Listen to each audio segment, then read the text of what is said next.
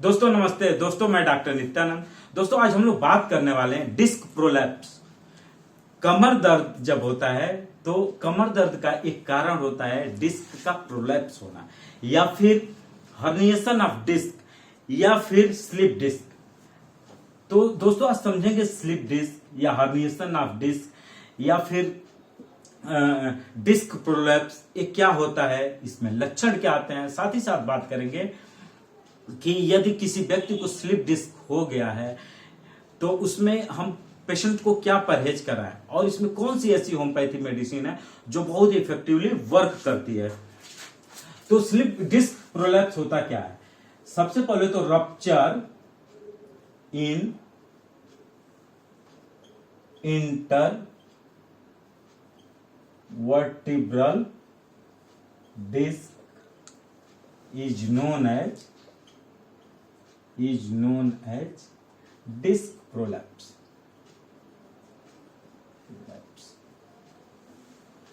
अभी इसको और आसान तरीके से समझते हैं। ये हमारी एक वर्टिब्रा हो गई, सेकेंड वर्टिब्रा हो गई।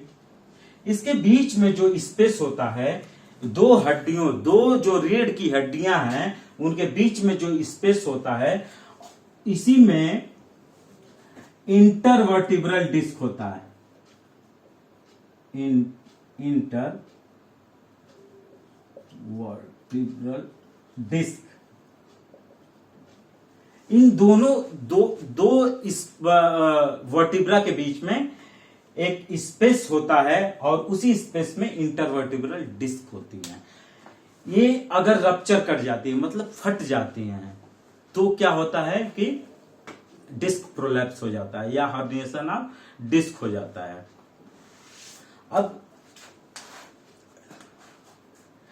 अब ये जो डिस्क होता है, डिस्क जो होता है कार्टिलेज का बना होता है, कार्टिलेज का बना होता है।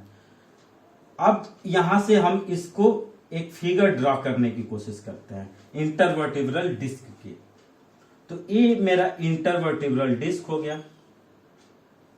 इसका जो आउटर लेयर होता है फाइब्रस, हार्ड फाइब्रस लेयर होता है, हार्ड फाइब्रस लेयर फाइब्रस होता है, और इंटरनल लेयर क्या होता है? सॉफ्ट लेयर होता है। जो बाहरी होता है ये हार्ड होता है और जो अंदर वाला जो होता है वो सॉफ्ट होता है। सॉफ्ट क्यों होता है? वो शॉक एब्जॉर्बर, जैसे हम गाड़ी पे बैठते हैं तो एक साकर की तरह वर्क करता है, शॉक को एब्जॉर्ब करता है। अगर कोई शॉक लगेगी तो उसको एब्जॉर्ब करेगा, तो ये शॉक एब्जॉर्बर की तरह काम करता है। लेकिन यदि किसी वजह से ये क्या हो गया, ब्रेक हो गया, तो ये क्या होगा? ये हर्निएट कर जाता है। इसी को बोलते हैं हर्निएशन ऑफ डिस्क या फिर डिस्क प्रोलैप्स या फिर स्लिप डिस्क बोलते हैं। ठीक है, अब बात करेंगे कि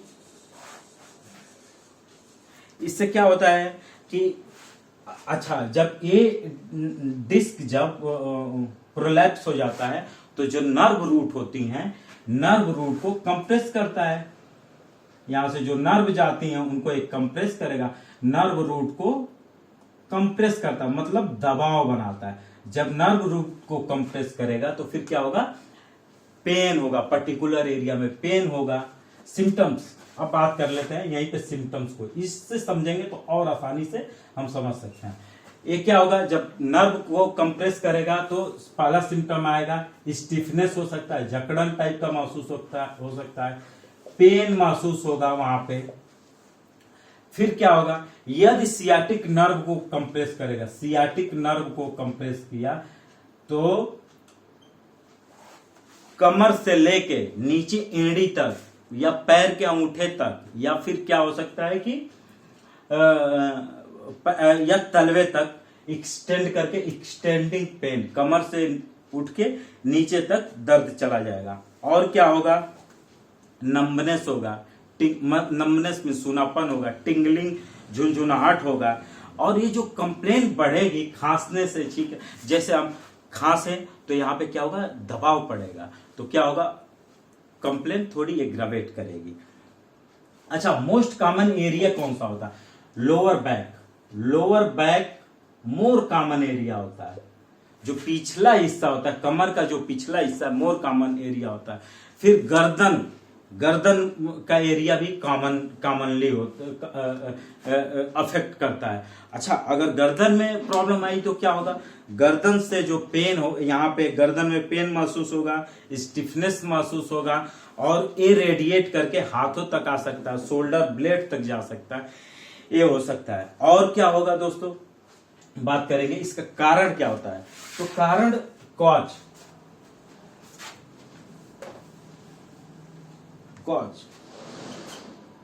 पहला कारण हो गया इंजुरी। यदि चोट लग गई तो फिर ये रप्चर होने के चांसेस बढ़ जाएंगे, रप्चर हो सकता है। दूसरा, हैवी वेट लिफ्टिंग, अगर बहुत ज्यादा वेट लिफ्ट कर रहा है, लिफ्टिंग की वजह से भी हो सकता है। हैवी वेट लिफ्टिंग करेगा तो, या बहुत देर तक एक पोजीशन में बैठे रहने की वजह से भी हो सकता है। अगर एकाएक बॉडी को ट्विस्ट कर दिया गया, जैसे हम लोग जब खेलते थे, छोटे थे, तो कोई हम लोग को पकड़ के और पूरी बॉडी को ऐसे ट्विस्ट कर देता था, तो इस तरह का एकाएक ट्विस्ट करने की वजह से बॉडी को सडन ट्विस्ट कर दिया गया तो भी स्लिप डिस्क की प्रॉब्लम हो सकती है। नेक्स्ट जो प्रॉब्लम है, नेक्स्ट क्या हो सकती है, एज रिलेटेड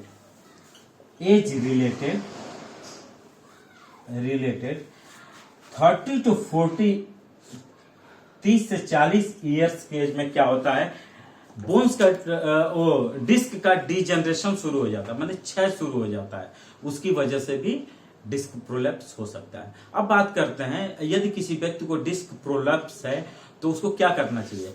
तो उसको पहला काम करना चाहिए, झुकना नहीं चाहिए, बहुत देर तक एक जगह बैठ के, एक ही जगह बैठ के बहुत देर तक काम नहीं करना चाहिए।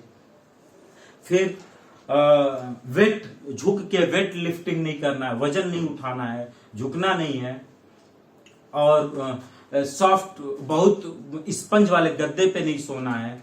तो ये सब परहेज करें। अब बात करेंगे कि इसमें स्लिप डिस्क में कौन सी ऐसी होम्योपैथी मेडिसिन है जो, या डिस्क प्रोलैप्स में कौन सी ऐसी होम्योपैथी मेडिसिन है जो बहुत ही इफेक्टिवली वर्क करती है। तो जो पहली मेडिसिन है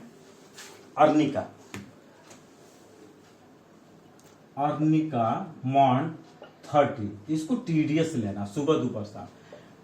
इसमें क्या होता है, कमर दर्द ड्यू टू इंजुरी, यदि चोट लगने की वजह से कमर में दर्द हो रहा है तो फिर अर्निका 30 बहुत ही इफेक्टिवली वर्क करती है। दूसरी मेडिसिन जो है इंजुरी, अगर चोट लगने की वजह से है तो दूसरी जो मेडिसिन है ब्राइनिया 30 को क्या करना है, TDS देना, 4 गोली सुबह दोपहर शाम। इसमें क्या होता है, जो मसल्स होती है उसमें सेंसिटिवनेस हो जाता है, सेंसिटिव हो जाती है, कमर की जो मसल्स होती है वो सेंसिटिव रहेगी।